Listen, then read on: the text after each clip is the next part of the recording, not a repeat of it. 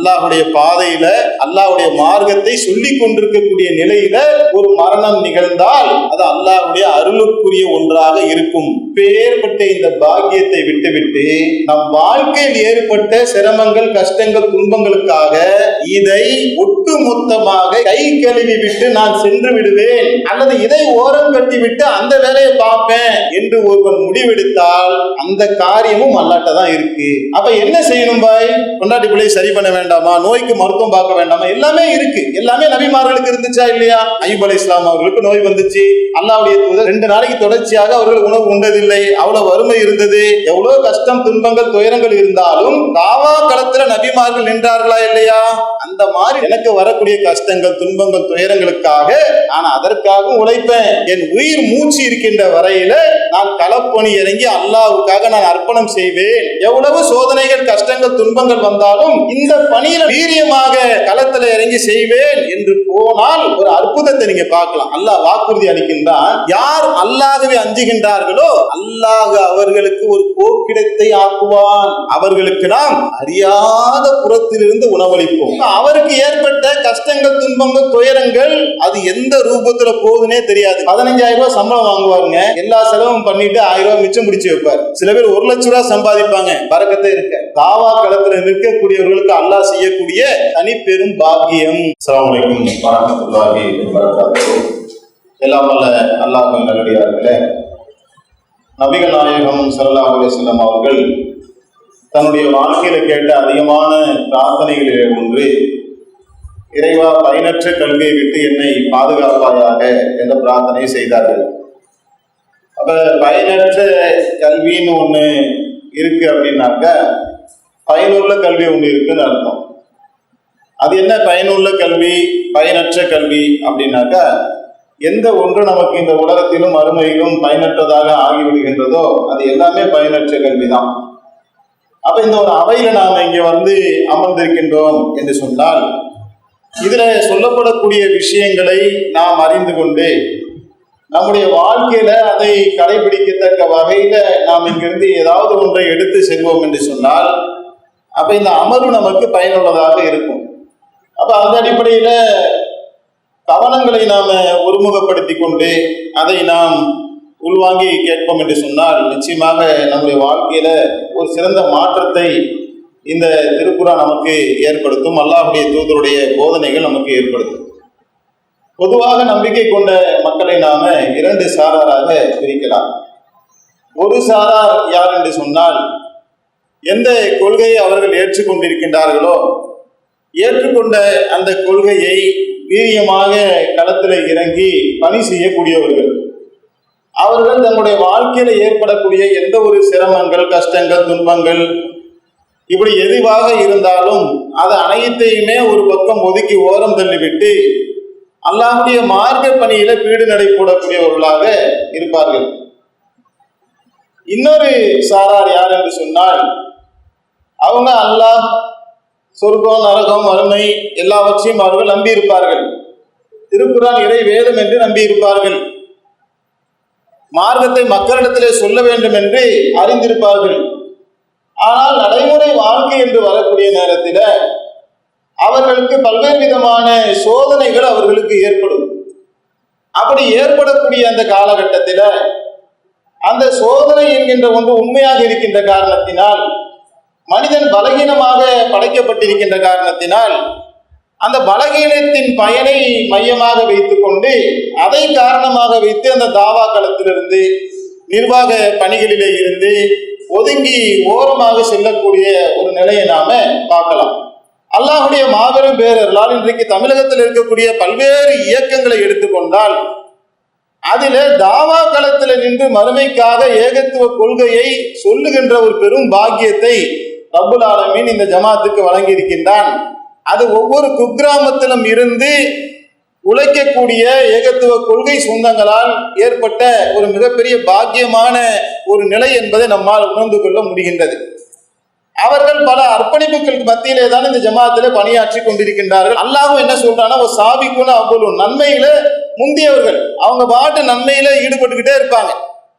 இந்த 2வது சாரார் என்று நாம சொன்னோம்ல, வாழ்க்கையில கஷ்டம், துன்பம், துயரங்கள் ஏற்படும் போது ஒரு தொய்வு நிலையை அடைஞ்சிருவாங்க. இந்த மக்கள் தான் பெருவாரியா இருக்கிறாங்க. தமிழகம் முழுவதும் எடுத்துக்கொண்டாலும் சரி, திருவாரூர் மாவட்டத்தை எடுத்துக்கொண்டாலும் சரி, இந்த சபையில இருக்கக்கூடிய நம்ம எடுத்துக்கொண்டாலும் சரி, எப்படி ஆயிரோம்னாக்கா நம்மள சிலரோ அல்லது பலரோ ஒரு காலகட்டத்துல வேகமாக பணி செய்வார்கள். அவங்களுக்கு ஒரு சிக்கல் வரக்கூடிய நேரத்துல அந்த பணிகள்ல அவங்களுக்கு ஒரு தொய்வு ஏற்படக்கூடிய நிலையை நாம பார்க்கிறோம். இந்த தொய்வு ஏன் ஏற்படுகின்றது, எதனால் ஏற்படுகின்றது, இந்த தொய்வு நிலையை போக்கி அதை சீர் செய்வது எப்படி அப்படிங்கிறத அறிந்து கொள்வதுதான் இன்றைய உரையினுடைய ஒரு மைய அம்சமாக இருக்கின்றது. இப்ப மனித வாழ்க்கையில ஏற்படக்கூடிய ஒரு மனிதனுக்கு ஏற்படக்கூடிய சிரமங்கள், கஷ்டங்கள் ஏன் வருகின்றது என்று சொன்னால், நான் ஈமான் கொண்டேன் என்று சொல்லுகின்ற காரணத்தினால் அல்லாஹ் நம்மளை சோதிக்காம விட்டுற மாட்டான். பல வகையில சோதனைகளை கொடுப்பான். குறிப்பாக ஒரு தௌஹீத்வாதி நான் தாவா களத்துக்கு வருகின்றேன், தாவா களத்தை சுமந்திருக்கக்கூடிய நிர்வாக பணிக்கு வருகிறேன். நிர்வாக பணி ஒரு தாவா களம் தான். ஒருத்தர் மேடையில ஏறி பேசுறாருன்னா அவரு தான் தாயின் கிடையாது. அந்த மேடைக்கு ஏற்பாடு செய்யறாருல, அவரும் தாவாவுடைய ஒரு அங்கமாகத்தான் இருக்கின்றார். அதற்காக தெரு தெருவாக ஒருத்தர் 10-20 வசூல் பண்றாருல, அவரும் தாவா களத்துல ஏதோ ஒரு வகையில அங்கம் வகிக்கிறார். அந்த நிகழ்ச்சிக்காக ஒருத்தர் போஸ்டர் ஒட்டுறாருல, அவரும் தாவா களத்துல ஏதோ ஒரு வகையில அங்கம் வகிக்கின்றார். இப்படி நாம் அனைவருமே ஒன்னு நேரடியாக பேச்சாளராகவோ அல்லது மறைமுகமாக அந்த தாவா களத்துக்கு உதவக்கூடியவர்களாகவோ நாம் அனைவருமே இருக்கின்றோம். அப்படித்தானே? இந்த தாவா களத்துல நாம் இருக்கக்கூடிய நேரத்தில் நம்முடைய ஈமானை நாம் அறிந்து கொள்வதற்காக, அல்லாஹ் தான் எல்லாத்தையும் அறிஞ்சவனா இருக்கானே, அல்லாஹ் மறைவான அனைவற்றையுமே அறிந்தவனாக இருக்கிறார். நம்முடைய ஈமானுடைய தரம் என்ன, நம்முடைய கொள்கையினுடைய உறுதி என்ன என்பதை அறிந்து கொள்வதற்காக, நாம் அறிந்து கொள்வதற்காக அல்லாஹ் நமக்கு பல சோதனைகளை கொடுப்பான். அந்த காலத்திலிருந்து இந்த காலம் வரைக்கும், நபிமார்கள் வந்த காலம் தொட்டு இப்ப இருக்கிற காலம் வரை, கியாமத்து நாள் வரை ஒருவர் தாவா களத்துக்கு வருகின்றார் என்று சொன்னால் அவருக்கு பல கஷ்டங்கள், துன்பங்கள் வரும். எந்தெந்த மாதிரி வரும் அப்படிங்கிறதா ரொம்ப கவனமா பார்க்க வேண்டிய விஷயம். வெளிப்படையாக தாவாவுக்கு வெளியிலிருந்து வரக்கூடிய சிரமம் இருக்குல்ல, இன்றைக்கு இருக்கக்கூடிய பாசிச இந்த கூட்டங்களால் ஏற்படக்கூடிய தாவா பணிக்கு ஊப்பிலாம் போனீங்கன்னா தொழுவுறதே இன்னைக்கு ஒரு பெரிய கேள்விக்குரிய ஒண்ணா ஆக்கிட்டாங்க. இப்படி ஒரு பிரச்சார பணியை முடக்குவதற்காக வெளியிலிருந்து வரக்கூடிய பல பிரச்சனைகள் இருக்கின்றது. இதை தாண்டி ஒருவனுக்கு என்ன செய்யும்னா, தனிப்பட்ட முறையில வாழ்க்கையில பல சங்கடங்களை ரப்புல் ஆலமீன் கொடுப்பான். பொருளாதார ரீதியான இழப்பு ஏற்படும். ஒரு வியாபாரம் பண்ணிக்கிட்டே இருப்பாரு, திடீர்னு பார்த்தீங்கன்னு சொன்னா அந்த வியாபாரத்துல ஒரு தொய்வு ஏற்படும். 1000 ரூபாய் வருமானம் வந்துட்டு இருந்த இடத்துல 500 ரூபாயா மாறிடும். 500 ரூபாய் வருமானம் வந்துட்டு இருந்த இடத்துல 300 ரூபாயா மாறும். அப்ப என்ன ஆகும், வாழ்க்கை சக்கரம் அங்க சுழல்வதில் ஒரு சிக்கல் ஏற்படும். அப்ப தாயாக நிர்வாகியாக இருக்கக்கூடியவருக்கு அவருடைய குடும்பத்தை கொண்டு போக வேண்டிய கடமையும் பொறுப்பும் இருக்குல்ல, அவருக்கு ஒரு சிக்கலான ஒரு சூழல் அங்க ஏற்படும். ஒரு அவையில 100 பேர் கொண்ட ஒரு அவையில கேட்கும் போது 100ல 5 பேர் மட்டும்தான் கடனாளியா இல்ல, 95 பேர் கடனாளியா இருக்கிறாங்க. ஏதோ ஒரு வகையில் குழந்தைக்கு ஃபீஸ் கட்ட முடியல, மனைவிக்கு மருத்துவமனையில போயிட்டு சேர்த்துட்டா அவங்களுக்கு ஃபீஸ் கட்ட முடியல, சொந்தக்காரங்க கிட்ட கடன் வாங்கி இருக்கிறேன், இப்படி ஏதோ ஒரு வகையில கடனாளியாக ஒருவன் ஆகிவிட்டான் என்று சொன்னால் அவனுடைய கவனம் ஃபுல்லா எங்க இருக்கும், கடனை அடைக்கணுமா இல்லையா, அடைக்கணும் தானே. இந்த சூழல் ஏற்படலாம். அல்லது குடும்ப ரீதியான மன உளைச்சல் அவருக்கு ஏற்படலாம். எந்த பெத்த பிள்ளைய தூக்கி வளர்த்து கொஞ்சி அவர் வளர்த்துட்டு வந்தாரோ அந்த பையன் 10 வயசுல எங்க அத்தா தான் ஹீரோம்மா, 12 வயசுல ஒரு டைப்பா ஆகுவான், 15 வயசுல அத்தாவுக்கு எதிராகவே நின்றுவான். அவன் கேம் விளையாடக்கூடாதுன்னு அத்தா சொல்லுவாரு, எக்ஸாமை வச்சுட்டு விளையாட போவேனான்னு சொல்லுவாரு. இப்படி ஒன்னொன்னா சொல்ல சொல்ல சொல்ல அவனுக்கு அத்தாவே எதிரி மாதிரி செய்தான் காட்டிடுவான். ஒரு கட்டத்துல அத்தாவை என்ன சொல்லுவானாக்கா, யோ வேலையை பார்த்து நீ போயா, செலவு பண்ணாங்கிற எல்லாத்தையும் கணக்கு பார்த்து விட்டு எறிகிறேனா இல்லையான்னு பாரு, நீ உன் வீட்டுக்கார ஒழுங்கா சொல்லி வைன்னு அவங்க அம்மாட்ட சொல்லிட்டு வீட்டை விட்டு வெளியே போயிட்டான். இப்ப இவருடைய மனநிலை எப்படி இருக்கும்? இப்ப பொருளாதார ரீதியா ஒருத்தருக்கு கடனை அழித்துக்கிட்டு இருக்கீங்க, இப்ப கடனை சரி பண்ணணும்னு போவாரா இல்ல ஜமாத்துடைய பணிகள்ல முழுவீச்சா ஈடுபடுவாரா?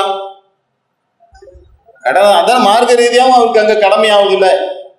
ஒரு கடனாளியாக ஒருவர் மரணிப்பார் என்று சொன்னால் ஜனாசா தொழுவருக்கு கூட ரசூல்லா என்ன செஞ்சாங்க, உங்களுடைய சகோதருக்கு நீங்க தொழுதுக்கிட்டாங்க, யாரோ பொறுப்பேற்றுக்கணும். அதுக்கும் அப்படி நிபந்தனைகள் வைக்கப்படுது. ஷஹீதா இருந்தா கூட கடனுக்கு என்ன செய்யுது, அங்க பதில் சொல்லணுங்கிற ஒரு நிலைமை ஏற்படும் போது இப்ப அவர் இயல்பாவே என்ன செய்வாரு, மன ரீதியாவே நம்ம கடனா இருக்கோம், நம்ம வீட்டுல பிரச்சனை இருக்குது, நமக்கே உடம்பு சரியில்லை, நாம பல பிரச்சனைகள்ல சிக்கி தவிக்கிறோம். முதல்ல நல்லா ஓடி ஆடி இருந்தோம், இப்ப முட்டிலாம் வலிக்குது, நடந்தா மூச்சு வாங்குது, பழைய மாதிரி உடம்பு இல்லை, சுகர் வந்துருச்சு, பிரஷர் வந்துருச்சு. இப்படியே என்ன செய்யறாருன்னா அவர் உடல் ரீதியாகவும் கவலைப்படுறாரு. ஒரு 22 வயசு 23 வயசாகி பொம்பளை பிள்ளைக்கு கல்யாணம் ஆகாம இருக்குது. அவர் மன உளைச்சல் இருப்பாரா, சந்தோஷமா இருப்பாரா?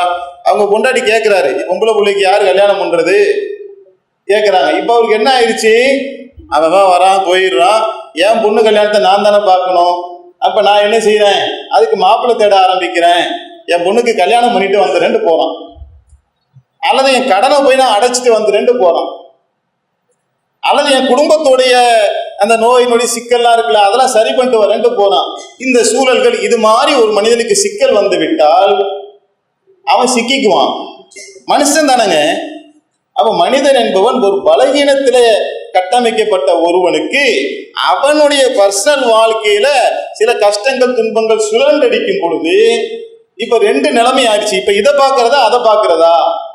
ஒண்ணு தாவா கலங்க, இதுவும் மனப்பூர்வமா ஏத்துக்கிட்ட ஒண்ணு. எது? அல்லாஹ் ஒருத்தன் இருக்கான், மறுமை ஒண்ணு இருக்கு, இந்த பணி மறுமையில நமக்கு வெற்றிக்குரிய ஒரு வழியாக இருக்கின்றது என்பதை உளமாற ஏற்றுக்கொண்டவன் தான் என் சகோதரன் இங்க உட்கார்ந்துகிட்டு இருக்கான். அவனுக்கு இந்த பிரச்சனையும் வந்துருச்சு. இப்ப வந்துருச்சா வரலையா? வந்துருச்சு. உதாரணத்துக்கு கல்யாணம் பண்ற வயசுல ஒரு பையன் இருக்கான்னு வைங்களேன், அவன் மனசுக்குள்ள என்ன சிறகடிச்சு பறக்கும். அவன் என்ன செய்வான், ரோட்ல போகும்போதெல்லாம் அப்படி பார்ப்பான், எந்த பொண்ணடா கல்யாணம் பண்ணலாம், நம்ம பண்ணி வைப்பாங்களா வைக்க மாட்டாங்களா, இப்பவே பார்க்க ஆரம்பிச்சாதானே 2 வருஷத்துல முடியும், நம்ம தங்கச்சிக்கே இன்னும் கல்யாணம் ஆகாம இருக்குது, அதுக்கு முடிஞ்சு அதுக்கப்புறம் நமக்கு முடிஞ்சு நமக்கு புள்ள பெற்று அவன் வாழ்க்கை என்ன ஆக போதும்னா அவன் கவலை புள்ள அதுலயே இருக்கும். இருக்குமா இருக்காதா? இருக்கதானே செய்யும். ஒருத்தர்கிட்ட காசு இருக்குன்னு கடன்காரன் கடனை பத்தி யோசிப்பான். காசு இருக்கிறவன் என்ன செய்வான், கையில 20 லட்சத்தை வச்சுக்கிட்டு தெரு தெருவா சுத்துவான். இந்த வீடை வாங்கிடுவோமா, இது ஓட்டு வீடா இருக்கு, இது வேண்டாம், அந்த வீடை வாங்கிடுவோமா, அது எவ்வளவு பட்ஜெட்டு, இந்த வீடு நல்லா இருக்க, பட்டி பார்த்து பெயிண்ட் அடிச்சிருக்க என்று காசு வச்சுக்கிட்டு இருக்கவனுடைய கண்ணு ஃபுல்லா வீடையா தேடிட்டு இருக்கும். ஒருத்தன் ஓட்ட வண்டி வச்சிருக்கான்னு வைக்கலாம், அவன் கண்ணு ஃபுல்லா வண்டியா தேடிக்கிட்டு இருக்கும். எவன் மண்டைக்குள்ள என்னென்ன இருக்குதோ அதுக்கேத்த மாதிரி அவனுடைய பார்வை ஃபுல்லா மாறி அதை தேட ஆரம்பிச்சிருவான். உண்மையா இல்லையா? சில பேருக்கு என்னன்னாக்கா சாப்பிடுறதுல பூட்டியா இருப்பாங்க. இங்கே போனா நாங்க சவர்மா திண்டோம், இங்கே போனா நாங்க கிரில் திண்டோம், இங்கே போனா நாங்க மந்தி சாப்பிட்டோம் என்று என்ன செய்வாங்கன்னா அவன் கவனம் ஃபுல்லா என்ன செய்யினாக்கா அவன் ஃபுல்லாவே மண்டை ஃபுல்லா சோறாதான் இருக்கும். மண்டையை உடைச்சு பார்த்தீங்கன்னா பிரியாணி, குஸ்கா, 65 பீஸு இதே இருக்கும். அவங்களுக்கு சிந்தனை ஃபுல்லா அதுவாகவே தான் இருக்கும். இப்படி ஐடியாக்கள் எல்லாம் இதை கொண்டு ஷைத்தான் நிரப்பி விட்டான் என்று சொன்னால் இது எப்படி நடக்கும்? ஒண்ணு தெளிவா இருக்குங்க. அந்த தெளிவை மறைக்கிறதுக்கு எதை கொண்டு வந்து ஷைத்தான் வைக்கிறான்? இப்ப மனிதனுடைய இந்த பலகீனம் இருக்குல்ல, யதார்த்த பலகீனம், அது அந்த பலகீனத்தை கொண்டு வந்து ஷைத்தான் வச்சிடறான், பெருசாக்கி காட்டிடுறான். இப்ப நாம என்ன செய்வோம், இதையெல்லாம் போய் நான் சரி பண்ணிட்டு வரேன்ட்டு நம்ம போறோம். நம்ம என்ன ஐடியால போறோம், பாய் கடன் ஆயிடுச்சு பாய், நான் போய் என்ன செய்யறேன், அதை சரி பண்ணிட்டு வந்துடுறேன், நான் போய் என் பொண்ணுக்கு கல்யாணம் பண்ணிட்டு வந்துடுறேன், நான் எனக்கு என் பொண்டாட்டி பிள்ளைங்களுக்கும் இருக்கக்கூடிய பிரச்சனையில கிளியர் பண்ணிட்டு வந்துடுறேன், நான் போய் இந்த வீடெல்லாம் வாங்குற வேலைகள்லாம் இருக்கு, சுத்தி கித்தி போகணும், அதெல்லாம் செட்டில் பண்ணிட்டு வந்துடுறேன் என்று ஒருவன் போகின்றான் என்று சொன்னால் அவனால் அதை செய்ய முடியுமான்றதான் கேள்வி. செய்ய முடியுமா? முடியுன்றதுக்கு உத்தரவாதம் இல்லை. ஏன் இல்லை? நல்லா யோசிச்சு பாருங்க. நம்முடைய வாழ்க்கையில வரக்கூடிய அனைத்து இன்ப துன்பங்களும் சகோதரர்களை காது கொடுத்து கேட்க ரொம்ப முக்கியமான விஷயம். எல்லாமே அல்லாஹ்தான் தான். என்சுருக்குமுல்லாஹு ஃபலா காலிபலுக்கும், அல்லாஹ் உங்களுக்கு உதவி செய்வானேயானால் உங்களை மிகைப்பவர் யாரும் இல்லை. வயஹ்துலுக்கும், அவன் உங்களை கைவிட்டு விட்டால் மந்தல்லது என்சுருக்கும் மின்பாதி, அதற்கு பிறகு உங்களுக்கு உதவி செய்பவன் யார்? சுப்ஹானல்லாஹ். இவ்வளவு அழகான வார்த்தைல ஆச்சரியமா இருக்கு. அல்லாஹ் உங்களுக்கு உதவி செய்தால் உங்களை மிகைப்பவர் யாருமே இல்லை. அல்லாஹ்வுடைய உதவி உனக்கு வந்துடும். நான் உன்னை கைவிட்டுட்டேன்னு வைய, உன் பொண்ணுக்கு உன்னால கல்யாணமே பண்ண முடியாது, உன் நோயை உன்னால குணமே படுத்திக்க முடியாது, நீ புது வீடுலாம் வாங்கவே முடியாது, உன் கடனை நீ அடைக்கவும் முடியாது, உனக்கு கல்யாணமும் ஆகாது, உனக்கு பிள்ளையும் பிறக்காது. அப்ப அல்லாஹ் சொல்றான், என்கிட்ட இருக்க எல்லா கண்ட்ரோலும் என்கிட்ட இருக்குங்கிறான் அல்லாஹ். இதை நம்ம ஏத்துக்கிறோமா இல்லையா? இதை ஏத்துக்கிட்டு தாவா காலத்திலே நம்ம இருக்கிறோம். என்னுடைய இறைவன், நான் எந்த இறைவனை ரப்பாக ஏற்றுக்கொண்டிருக்கின்றேனோ அவன் சகல வல்லமையும் பொருந்தியவனாக இருக்கின்றான். இன்னல்லாக அலா குல்லி ஷைஇன் கதீர், அனைத்து பொருட்கள் மீதும் என்னுடைய இறைவன் பேராற்றல் மிக்கவனாக இருக்கின்றான். அப்படிங்கிறத ஏத்துக்கிட்டு வந்தானே தௌஹீத்வாதி. இப்ப அந்த தௌஹீத்வாதிக்கு என்ன வருது? தனக்கு ஏற்பட்ட சிக்கல் பிரச்சனைகள் வந்த உடனே நாம் போய் அதை சரி செய்யறேன்ட்டு ஓடிடுறான்.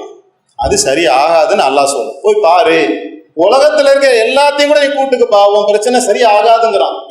ஆக வேண்டும் என்று சொன்னால் அதுக்கு என்னுடைய அருள் வேணும். அப்ப பிரச்சனைன்னு வரும்போது முதல்ல எங்க போகணும்? அல்லாஹ்வுடைய தூதர் அழகா வழிகாட்டுறாங்க. செருப்புடைய வாறு அருந்தாலும் நீங்கள் அல்லாஹ்விடத்துல பிரார்த்தனை செய்யுங்கள், அல்லாஹ்விடத்துல கேளுங்க. செருப்புடைய வாறு அருந்துட்டா, இப்ப செருப்பை கூட தூக்கி போட்டு செருப்பு கடையில செருப்பு வாங்கிடலாம் தானே? எவ்வளவு வரப்போகுது செருப்பு? 300 ரூபாய் வருமா? என்கிட்ட தான் 500 ரூபாய் இருக்கு. ஏன் இப்ப நான் அல்லாட்ட கேட்கணும்? செருப்புடைய வாறு தைக்கிறதுக்கு தைக்கிறவங்க உட்கார்ந்து இருக்காங்க, 20 ரூபாய் கொடுத்தா தச்சு கொடுத்துருவான். இதே நான் அல்லாட்ட கேட்கணும்? அல்லாவுடைய நாட்டம் இல்லைன்னா கண்டிப்பா அவன் செருப்பு தச்சு உங்களுக்கு தர மாட்டான். தச்சு கொடுத்தா திருப்பி அந்த போயிரு. செருப்பு நீங்க ஒண்ணு வாங்கி போடுவீங்க, போட்டு நடக்கிறதுக்குள்ள காலை உடைஞ்சு போயிரு. என்னங்க ஒரு நல்ல வார்த்தை சொல்ல மாட்டீங்களா? இதையே சொல்லிட்டு இருக்கீங்களா? உண்மை அதுதாங்க. நாம் சக்சஸ் ஆக வெற்றிகரமான ஒரு வாழ்க்கையை நாம் வாழ வேண்டும் என்று சொன்னால் அல்லாஹ்வுடைய உதவி நமக்கு வேண்டும். அப்ப நாம என்ன மனநிலைக்கு வந்துடும்னா, அல்லாஹ்வை தனியாக விட்டுவிட்டு என்னுடைய அறிவு, திறமை, ஆற்றல், உதவி, மாமா மச்சான், சொந்தக்காரன், 20 வருஷம் அனுபவம், எனக்கு கடையில நிறைய திறமை இருக்கு, நான் போய் என் கடனை அடைச்சிட்டு வரேன்னு போறவன் எவனாவது அந்த கடனை அடைச்சு கிடைச்சி நிம்மதியா இருக்கானான்னு செக் பண்ணி பாருங்க. கொள்கை பிரச்சாரத்தை விட்டு விட்டு தாவா களத்தை விட்டு ஒருவன் போகின்றான் என்று சொன்னால் அதுல 2 நடக்கலாம். அவன் போகின்ற வழியிலே அல்லாஹ் அவனை விட்டு விட்டான் என்று சொன்னால் அது மாதிரி பரிதாபத்துக்குரிய நிலைமை வேற எதுவுமே இல்லைன்னு. ஒரு கால் போய் ஒருவனுக்கு அல்லாஹ் காசு, பணம், சொத்து, சுகம், உனக்கு என்ன வேணுமோ போட, அதானே வேணும் உனக்கு, அதை நான் தரேன்ட்டு அல்லாஹ் கொடுத்துட்டான்னு வைங்களேன், அவன் கதை முடிஞ்சு போச்சுன்னா அவன் திருப்பி இந்த பக்கம் வர முடியாது. எது வேணும்னு போனே அதை எடுத்துட்டு போயிரு.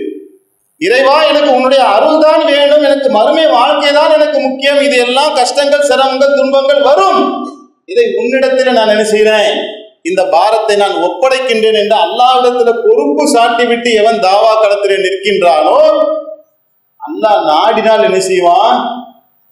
இதனுடைய பரக்கத்தால், இதனுடைய சுபிச்சத்தால் அவன் அல்லாஹ்வுடைய பணியை தனக்கு செய்கிறான். நபிமார்கள் எதை சொல்ல வந்தார்களோ அந்த தாவா களத்துல நிற்கிறான், அல்லாஹ்வை பெருமைப்படுத்துவதற்காக போறான்.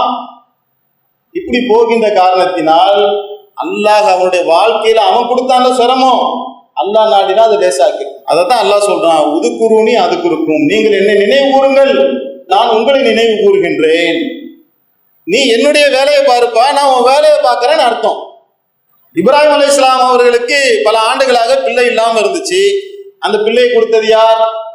அல்லாஹ் தானே கொடுத்தான். தாவா களத்துல இருக்கும் போதே அல்லாஹ் கொடுத்தானா? தாவா களத்தை விட்டுட்டு பிறந்துச்சா? இந்த களம் தாங்க எல்லாத்துக்குமான அடிப்படை. இதை விட்டுட்டு போய் உன்னை சக்சஸ் பண்ணுவோம்னு நினைக்கிறது இருக்குல்ல, அது நாம கொண்ட நம்பிக்கைக்கு அது எதிரானதுங்க இது. அப்ப இதுலயே என்ன செய்யணும்?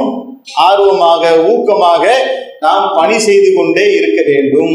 இதை அல்லாஹ் இன்னொரு இடத்துல சொல்லி காட்டுகின்றான், வல நுதி கண்ணகும் மினல் அதாபில் அதுனா தூனல் அதாபில் அக்பரி அல்லகும் எரிஜிவும். பெரிய வேதனைக்கு முன்னதாக சிறிய வேதனை நான் உங்களுக்கு தருகின்றேன். பெரிய வேதனை எது? மறுமையில் இருக்கக்கூடிய நரக நெருப்பு, அதான் பெரிய வேதனை. அந்த வேதனைக்கு முன்னதாக சிறிய சிறிய வேதனை நான் உங்களுக்கு தரேன். ஏன் தரேன்?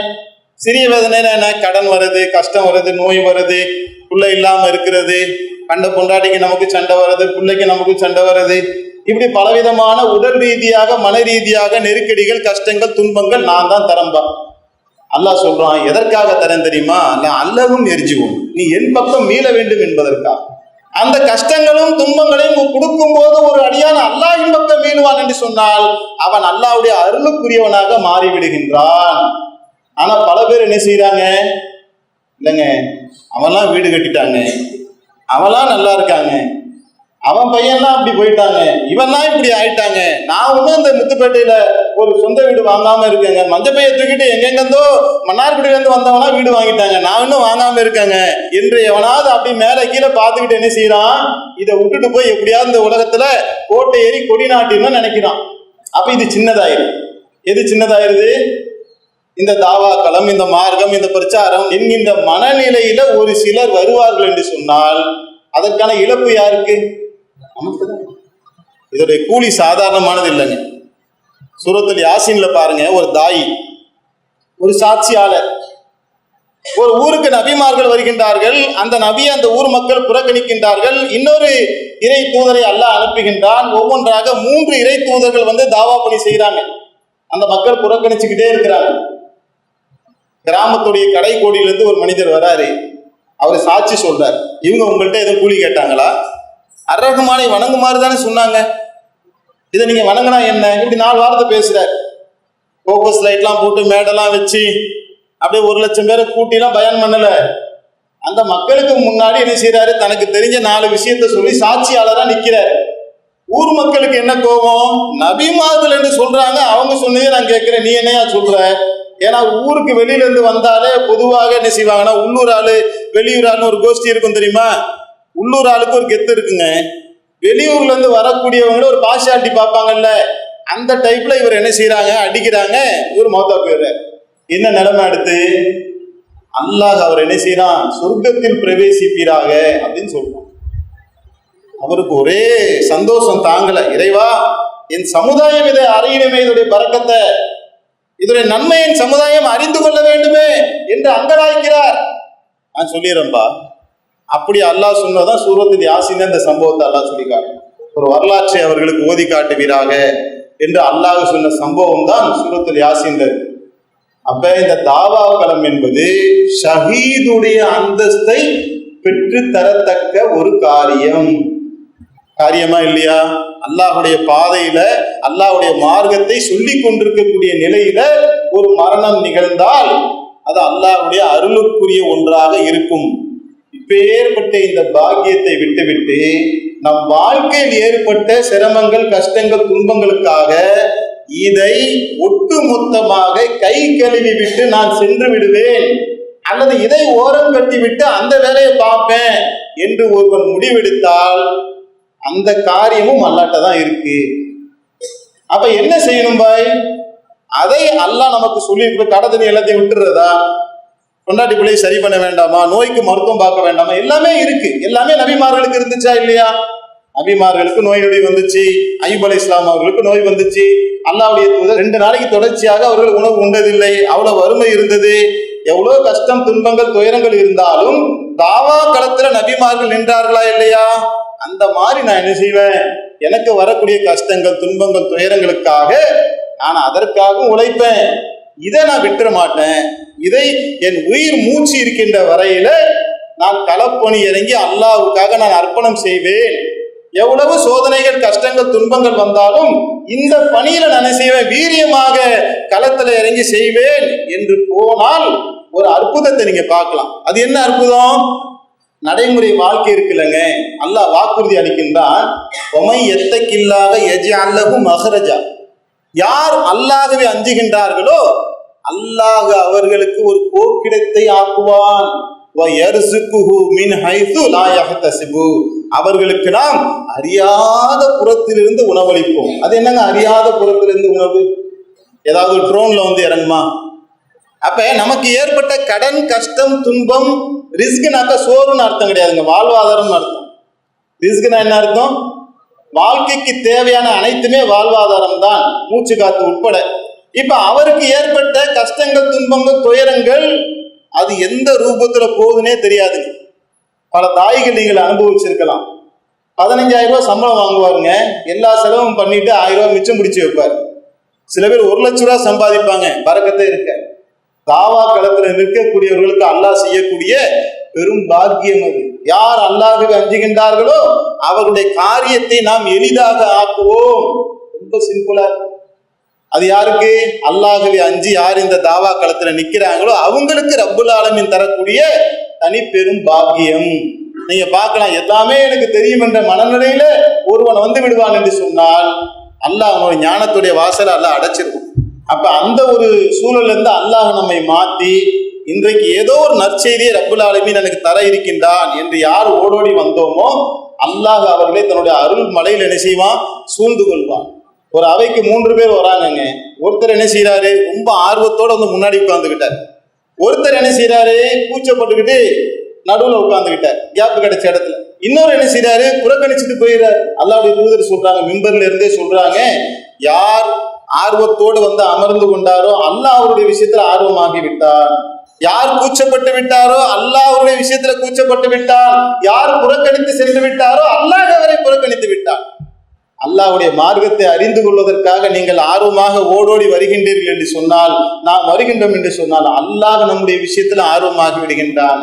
அல்லாஹ் சொல்லி காட்டான், வல்லதீன ஜாஹது ஃபீனா லநஹதி அன்னஹும் சுபுலனா வ இன்னல்லாஹ லமஅல் முஹ்சினீன். யார் அல்லாஹ்வுடைய பாதையிலே முயற்சிக்கின்றார்களோ அவர்களை நம்பால் வரக்கூடிய பாதையை நாம் எளிதாக ஆக்குவோம். எனக்கு இந்த தௌஹீது தான் என்னுடைய உயிர் மூச்சு. நான் மரணிக்கின்ற வரையிலே இந்த கொள்கையிலே இந்த ஜமாத்துல இருந்து இந்த ஏகத்துவ பிரச்சாரத்தை செய்வேன், களப்பணி செய்வேன், கள போராளியாக இருப்பேன். எவ்வளவு கஷ்டங்கள், துன்பங்கள், இன்னல்கள் என்னுடைய வாழ்க்கையில வந்தாலும் கூட தாவா களத்துல நிற்பேன் என்று யார் அல்லாஹ்வுடைய பாதையிலே போகின்றார்களோ அல்லாஹ் சொல்லி காட்டுகின்றான், வல்லதீன ஜாஹது ஃபீனா லநஹதி அன்னஹும் சுபுலனா. அவர்களை நாம் நம்பால் வரக்கூடிய பாதைகளை எளிதாக ஆக்குவோம். வ இன்னல்லாஹ லமஅல் முஹ்சினீன். நிச்சயமாக அல்லாஹ் நன்மை செய்பவர்களோடு இருக்கின்றான். உங்களுக்கு எதுவுமே இருக்காதுங்க, ஆனா யாரு இருப்பா கூட? அல்லாஹ். அது போதாதா ஒரு மூமினுக்கு? எல்லாத்துக்கும் அடிப்படையானவன் யாருதான்? அல்லாஹ். உங்க வீட்டுல வஞ்சர மீன் இருக்காது, ஆனா நீங்க கவலை மீனை சாப்பிடுவீங்க. அந்த கவலை மீனோட வஞ்சர மீனோட டேஸ்ட் அல்லாஹ் கொடுத்துருவான். காசு பணம் சொத்து சுகம் என்பதற்காக ஒருவன் தாவா களத்தை விட்டு ஓடி போய் ஏசி போயிட்டு ஒன்றரை அடியில மெத்த வச்சு படுப்பான், அவனுக்கு தூக்கம் வராது. நீங்க கட்டாந்தரையில பாய் விரிச்சு படுப்பீங்க, ஆஹா அப்படின்னு ஒரு அற்புதமா ஒரு தூக்கத்தை எந்திரிச்சு ஃபஜ்ருக்கு 4:30 மணிக்கு ஜிம்முன்னு வந்து நின்றுவீங்க. இதெல்லாம் அல்லாஹ் செய்யக்கூடிய பேர் அருள். இதெல்லாம் தாவா களத்துல வரும்போது அல்லாஹ் மனைவியை வசப்படுத்தி, பிள்ளைகளை வசப்படுத்தி, சின்ன பொருளாதாரத்துல பரக்கத்து செஞ்சு, உடல் நலத்துல ஒரு ஆரோக்கியத்தை செஞ்சு அல்லாஹ் மறைமுகமான அபிவிருத்திகளை பரத்துகளை தருவான், வாக்களிக்கின்றான். சில சோதனைகள் வரும். பாய் சொன்னீங்க பாய், அப்படி எனக்கு வரலையே பாய், ரொம்ப கஷ்டமா இருக்கு பாய். அதுல உறுதியாக இருந்து அதுல நாம அல்லாஹ் மீது பொறுப்பு சாட்டி உறுதியாக இருப்போம் என்று சொன்னால் இன்றல்ல நாளைக்கெல்லாம் அல்லாஹ்வுடைய உதவி சமீபத்தில் இருக்கு. அல்லது மறுமையில அல்லாஹ் மிகப்பெரிய ஒரு கூலியை தருவதற்காகத்தான் எனக்கு இந்த சோதனைகளை தருகின்றான் என்று சகித்துக் கொண்டு, இன்னல்களை சகித்துக் கொண்டு ஒருவன் வாழ்வான் என்று சொன்னால் அதுதான் வீரமிக்க ஒரு செயல். வெற்றி வீரனாக நாம் ஆகுவது என்பது எதுல இருக்குது? துன்பம் வந்தால் துவண்டு போவதில்லை இல்லை, கஷ்டம் வந்தா ஓடி போயிடுறதுல இல்லை, அதை சகித்து கொண்டு நான் அல்லாஹ்வுக்காக நிற்பு. போருக்கு போறாங்கங்க ஒரு சாரார், அடிச்ச அடியில என்ன செய்யறாங்க? மதீனாவுக்கே ஓடிட்டாங்க. ஒரு சாரார் என்ன செய்யறாங்க? இதைத்தான் அல்லாஹும் அல்லாஹ்வுடைய தூதரும் எங்களுக்கு வாக்குறுதி அளித்தார்கள் என்று உயிரை கொடுப்பதற்காக முன்னேறி போச்சு ஒரு படை. இதுதான் தாவா பணி என்று சொன்னால், பிரச்சாரம் என்று சொன்னால், பொருளாதார ரீதியாக உடல் ரீதியாக பலவிதமான சிரமங்கள், கஷ்டங்கள், துன்பங்கள் என்னுடைய வாழ்க்கையில வரும். நான் அல்லாஹ்விடத்துல பொறுப்பு சாட்டுவேன். என் ரப்புல் ஆலமீன் அவன் கருணையாளனாக இருக்கின்றான், அவன் எனக்கு உதவி செய்வான் என்று நாம் அவனிடத்துல பொறுப்பு சாட்டி இந்த களத்துல நின்று, இப்ப கடையை திறக்க போங்க யாரு வேண்டானா, இப்ப பிள்ளைட்டு போய் நீங்க தாவா பண்ணுங்க, இப்ப மருந்து மாத்திரை சாப்பிடுங்க, ஆனா நம்பிக்கை யார் மேல இருக்கணும்? அல்லாஹ் மேல இருக்கணும். அது ரொம்ப முக்கியம். அது டைவர்ட் ஆயிரும். நம்ம அல்லாஹ் மேல நம்பிக்கை வைத்து விட்டு அல்லாஹ் சொன்னான்றதுக்கு தான் கடை திறக்கவே போறோம்னு நினைக்கணும். போப்பா கடை திறந்து வியாபாரம் பண்ணுப்பான்னு யாரு அனுமதி கொடுத்திருக்கா? அல்லாஹ் அனுமதி கொடுக்குறான். ட்ரீட்மெண்ட் எடுன்னு அல்லாஹ் சொல்றான். கண்ணுக்கு ஓய்வை விட ரெஸ்ட் எடுன்னு அல்லாஹ் சொல்றான். அதுக்காக தூங்க போறேன், அதுக்காக சாப்பிட போறேன், அல்லாஹ் சொன்னான் என்பதற்காகத்தான் இந்த காரியங்களை எல்லாம் செய்கின்றேன். ஆனால் இந்த காரியங்களை கொண்டு என்னுடைய மீட்சி கிடையாது, அல்லாஹ்வை தான் நான் நம்பி இருக்கின்றேன் என்று அல்லாஹ்வை ஒருவன் உறுதியாக நம்பி தன்னுடைய வாழ்க்கையை அமைத்துக் கொள்வான் என்று சொன்னால் மிக நிச்சயமாக நாம் மரணிக்கின்ற வரையில இந்த தாவா களத்துல இன்னும் வீரியமாக களப்பணி செய்ய முடியும். அப்படி செய்யலாம் இன்ஷா அல்லாஹ். ஒரு மாற்றத்தை நாம எதிர்பார்க்கிறோம். இந்த மாதிரியான ஒரு பணிகளை வீரியமாக செய்யத்தக்க ஒரு பணியை ரப்புல் ஆலமீன் நமக்கு என்றென்றும் தந்தருவானாக. அதுக்காக அனைவரும் கரம் போட்டு இந்த தாவா பணியில இறங்கி இந்த உலகத்திலும் மறு உலகத்திலும் வெற்றி பெறத்தக்க நன்மக்களாக அல்லாஹ் நம் அனைவரையும் ஆக்கி அருள் புரிவானாக. வாகிரதுவான அல்ஹம்துலில்லாஹி ரப்பில் ஆலமீன்.